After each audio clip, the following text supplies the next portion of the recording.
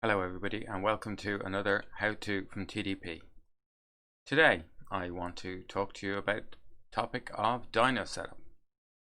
I'm Robbie, founder of TDP, and we've been dynoing cars for 20 years now, so we've seen quite a lot of strange things over the years and had customers very disappointed when their car couldn't be dynoed for X, Y and Z reasons. So we would like to basically make this video to discuss with you things that should be done before you bring your car to dyno. It's quite surprising that people will think that you could bring a car to a dyno that's not ready to be driven. They will bring a car to the dyno that has no windscreen, no doors, no firewall or anything like that, and think it's perfectly safe for us to proceed to push their engine to the maximum limits where there's no protection if there was a fire or anything. Same people who bring the cars without windscreens, doors and all generally don't have their fuel lines connected properly, they don't have them secured and stuff like that. A prime example would be if you're going to drive your car on the road, you wouldn't drive it without a windscreen or doors, because not only is it illegal, but you just wouldn't do it. So why would you do it on the dyno? So I'm not going to harp on about all the ridiculous things we've had over the years, but I'll have to say that we have learned from experience, and in the past we didn't know to warn people of these things at the beginning because we didn't think people would be that silly. But it turns out that people will take chances, they get anxious, they get a brand new engine, they get the car just about enough finished that the engine might run, and then they think, oh, I'll have it dynoed now because I want to see what my engine makes. The rest of the car is not finished. There's wiring hanging around everywhere, there's fuel lines, oil lines, everything just thrown around the place, no heat protection on anything, and then they want it run on the dyno. So don't do that. So if I just flick on to our dyno room, so our dyno room is a proper room dedicated for our dyno. It's got a lot of huge fans which flow a huge amount of air. In fact, our dyno room empties itself of the air that's in it every 2 seconds and replaces that with more air. So that has a massive cooling effect on the car and us. So anybody in the room working on the vehicle will be quite cool, to say the least. So I'm sure some of you in the past have visited us and have been allowed into the room to see a problem or see a run on your car, and if it was even a mildly chilly day out, a day that you would probably manage to walk around in a t-shirt, well, you wouldn't do that in the dyno room. You would literally be freezing in a couple of minutes. So this is another reason why it's ridiculous for you to bring a car to us with no bodywork, windows or anything like that, because I sometimes will have to sit in the car to map it for 3 and 4 hours, and I just get pneumonia basically and hypothermia. So we'll move on from there to just things you should do to make your car ready for the dyno, and we've got these on our website for years. A lot of people probably don't know they're there. So I just flick. So this is our website. If you click on Dynopack info here, preparing your car for the Dynopack, very clearly labeled, and basically it's very, very clear, solid advice based on things we've seen over the years. So basically it says if your car arrives to dyno, it's not been sufficiently prepared, you will have to accept responsibility for this and either schedule another appointment or pay to have the work done by us. Often we're very busy, we won't be able to do the work immediately, so you will have to join the queue. You may lose your deposit if you're asked in busy times where there's a lot of an event coming and a lot of people want their cars done, and people go, oh, but it'll be ready on time, and but it's not ready today, but I want to book in anyway. Well, we'll probably take a deposit from you, so that gives you an incentive to actually turn up on the day, because one of the other pet hates I have is people book for the dyno, and on the morning of the dyno they're not here after half an hour, they're not here after an hour, and we try to ring them, and guess what, they haven't even got the manners to answer the phone and say, sorry, I can't come. They just won't answer the phone, full stop. So they go on a blacklist. We have a blacklist, it's pretty long. If your name comes up in that blacklist and You ring us, I will answer the phone, I'll talk to you fine. But if you actually try to book for the dyno again or turn up for a dyno day again, you may be charged. So hopefully you haven't messed us around in the past. I do forgive, I don't forget. Now, one of the other things is, yeah, if it's a new car, new build, never been driven before, problems are going to show up on the dyno because it's the first place we run the car. So if you have leaks, if you have electrical problems, cooling problems, anything like that, they're going to show up on the dyno. So a well-prepared car obviously will have less of these because you'll have used good parts, or at least if you haven't used new parts or good parts, you will have methodically gone around everything and checked it properly. You don't have to be a mechanic to do this. It doesn't take a huge amount of cop on to know that hose clips need to be tightened at both ends of the pipe. And while we're on that subject, boost pipes, another pet hate of ours is turbo cars thrown together with boost pipes where people just cut the end of the pipe and it's just a parallel end. There is no swage line, there is no raised lip. And if you're running a significant amount of boost, maybe over 1 bar on a 3-inch pipe or 2.5-inch pipe, no Badubly clip in the world, no truck clip in the world, no huge massive clamp with a 13mm bolt is going to hold that. You must have a swage line on the end, or a lip welded on, or something like that on your boost pipes. Otherwise, it just pops off repeatedly. Like I think I've probably, the record is I've had to probably get out of the car 50 times to get one car mapped between one boost pipe blown off 10 times, and then when you eventually get it to stop blowing off a tiny bit by using some tricks of the trade, like some hairspray and stuff to make the silicone stickier, it just does it somewhere else, and it would be very frustrating, and you will get charged the extra time if, like, we are spending 30%, 50% of our dyno time fixing cars that are not mapping. You will get charged an hourly rate for that. Now, the main rule of thumb is that your car should be ready to be driven. If it's a road car, you should be prepared to drive it from here to Cork. If it's a new engine, it's not mapped, we don't suggest you do that because it needs to be running and mapped, but the car should be prepared to an extent that you would be happy to sit in it yourself, take a risk of driving to Cork with nobody to rescue you, and knowing that the car was in good enough condition. Obviously, if you are from Cork, then you would be driving to Belfast or something, but it's just an example. We're here in Wicklow, so that's why I'm using the Cork one. It's a reasonable spin. Your car should be good enough. Also, if it's a track car, you should be confident enough that you would sit in it and you would drive it full throttle around the track, and when you turn into the first corner, that something is not going to fall off. So in other words, the fuel lines should be clipped on, the oil lines should be clipped on, the wiring should be secure, the ECU shouldn't be lying. Maybe with the ECU, but the only exception, sometimes we have to get at it and you leave it accessible, but it shouldn't like have tons of wire just lying around in the footwell, like just, I need to finish that later. Yeah, that's the golden rule. Rally cars that come here, because rally guys, it's a more endurance motorsport. I will say that rally cars that come here generally are the best prepared of all, because rally people know that they pay a large entry fee for a weekend's rallying, tires, fuel, hotel, recce, money, everything it takes to rally. They don't want to stop on the first stage. They prepare their cars very methodically, and we would say that the majority of rally cars that get here give the absolute least problems, and unfortunately drift cars give the most problems in an order of magnitude that I couldn't even express. It's huge, because drift guys always want to take a chance on it. I'll take a chance, I'll take a chance. So I'm not going to harp on about that anymore, but just those are the rules of thumb. Make sure that you are prepared to drive your car. So if the car doesn't look like you drive it somewhere, probably don't bring it here for mapping. Or if you need to bring it here for mapping, discuss it with us beforehand. Don't just arrive and go, I didn't get time, I forgot, I didn't think you'd need it. If you are cutting corners, contact us, talk to us about it, and we'll advise you. And we will reschedule, because lots of people don't want to let me down.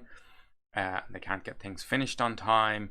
All it takes is a phone call. We are absolutely fine if you communicate with us. If you cancel, even at the last minute, yes, it's an inconvenience, but I would prefer you communicated than either not turned up or turned up with a car that was so badly prepared that we don't want to do it on its scheduled time, or that it needs so much work that we just can't physically do it, and then you miss your event or something like that. We never want to do that. We're all here with the same you know, we've the same end game. Everybody wants to get to the event, to whatever they want to do, with a working car, running as best as possible, producing, you know, the optimum that it can do from the parts you fit it. And to do that, basically, we have a few key rules. Obviously, we run a Dyno pack, so you must be able to take the wheels off your car. So wrung off wheel nuts, missing lock nut keys, that's a no-no for us. We'll have to, you know, remove your lock nut. You will be charged. It may damage your alloy wheels. So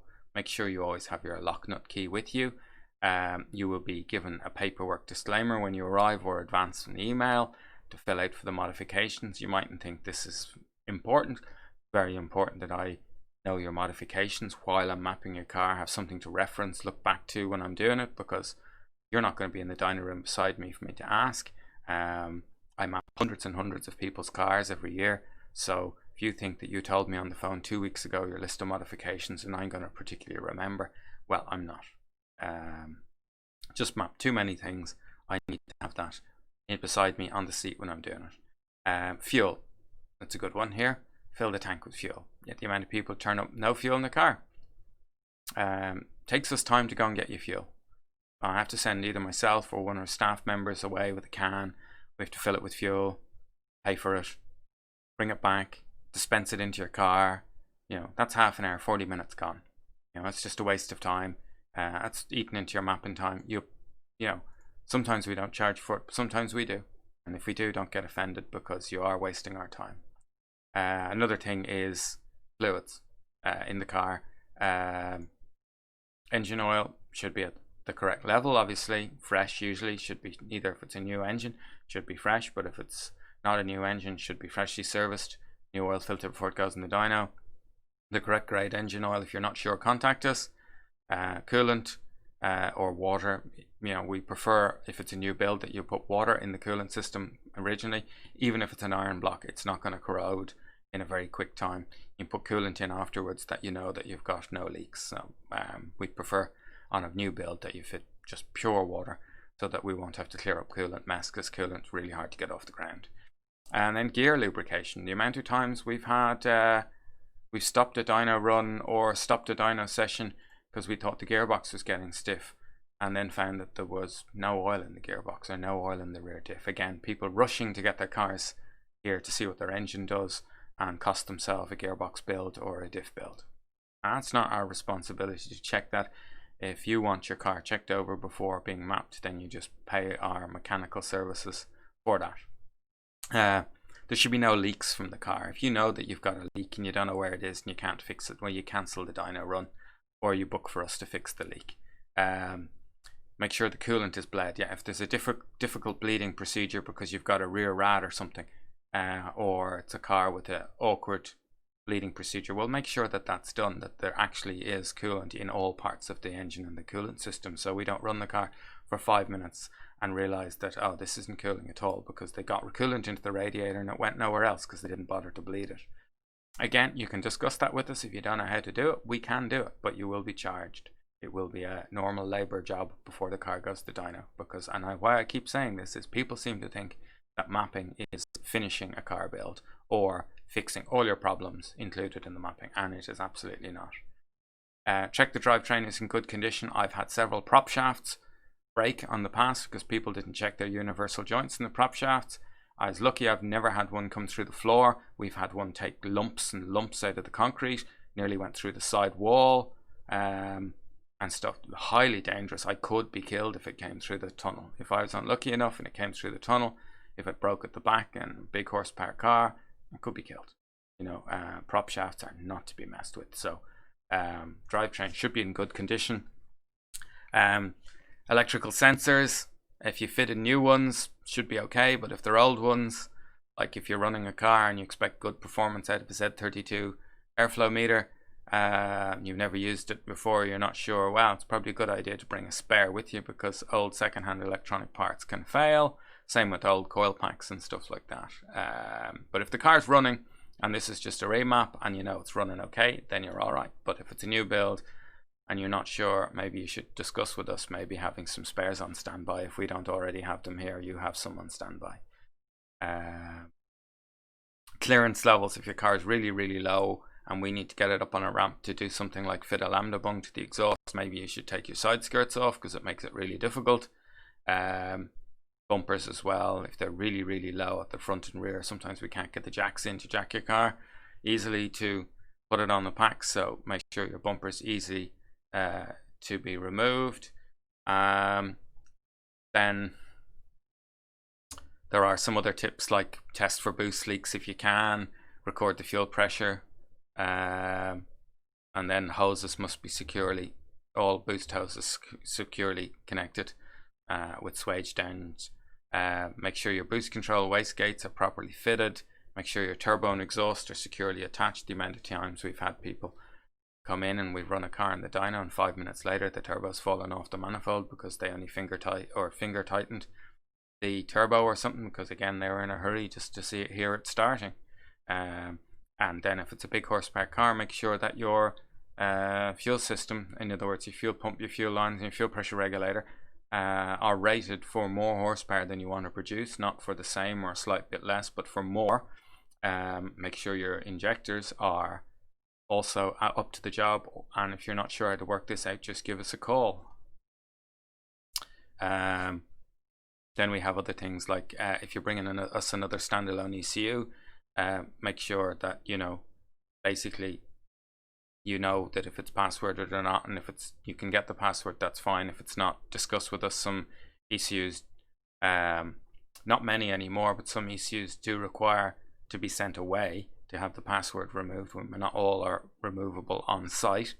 And then ensure all wiring is properly grounded, and this is really important, that the wiring is properly grounded.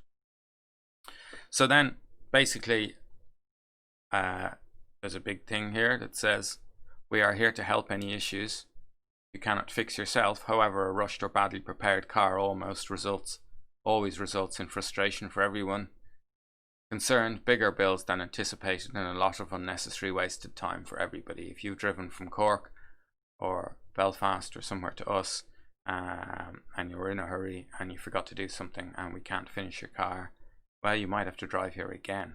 You might have to leave your car, we might fix it for you, you might come and collect it, and that's a wasted trip up and down. Or you might have to take it away, do a load of work to it, bring it back, and that's a waste of time, money and everything for everybody concerned, just like it's money for your tow vehicle and everything. So just bear in mind, we're not here to cost you extra money. We're here to try and do a job in one go for the correct amount of time. So then dyno checklist will be emailed out to you. Very simple. Name, date. Hold on now. Oh, my Dropbox is trying to. So name, chassis, reg, date, fuel tank of appropriate fuel, check all fluids, coolant bled, no fuel leaks, radiator fan must be installed and working. That's another one we've had. Yeah, no radiator fans whatsoever because they're in a hurry. Clutch that can handle the target power. Yes, that's another one too. If your clutch starts to slip at 300 horsepower and you're expecting 650 horsepower out of your Nissan Skyline, you will get 330 horsepower. I will map your car just slightly below the clutch slips, and when you change your clutch to a new one, you'll have to bring the car back. It won't be mapped for 650 horsepower. If the clutch can't handle the torque, we can't load the engine to where we need to do the tune, so it won't be thing.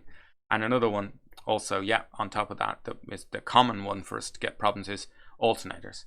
We have lots of cars that have either incorrectly wired alternators or just old knackered alternators that fail because guys have huge amounts of extra electronics on these older cars now that weren't ever on them before, like electric power steering, double pumps, double fans, oil cooler fans, all this sort of stuff, and they still have a 60 amp or 80 amp alternator, but their current draw is 120 amps.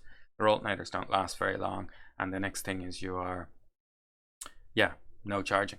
Then we can't complete your map properly. We can only we can only say your map is okay for the battery voltage that we ran the car, although injectors are compensated for if the data is provided. I still would like to see the car run on the dyno at full alternator voltage before I'd be happy that it would be safe to use in competition conditions. And wheel nut lock key available. That's really it. So you will be asked to fill out another form with all the modifications on the car, as I said earlier in the video. And from there, basically, I've gone on for nearly 20 minutes now, and I want to wrap this up. Probably most people won't watch 20 minutes, but for a lot of you it might be worth watching the 20 minutes. So thank you for watching this video, and I hope that if you bring your car to us, that it saves you some time and all of us some money, in wasted money, that is, because yeah, we're not interested in seeing you coming and wasting your money on a simple thing that could have been done if you weren't rushing or whatever.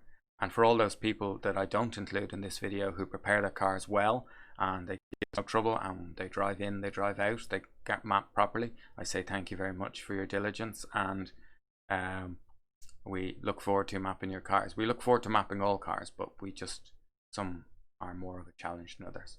So thank you very much, and hope to see you again on another how-to.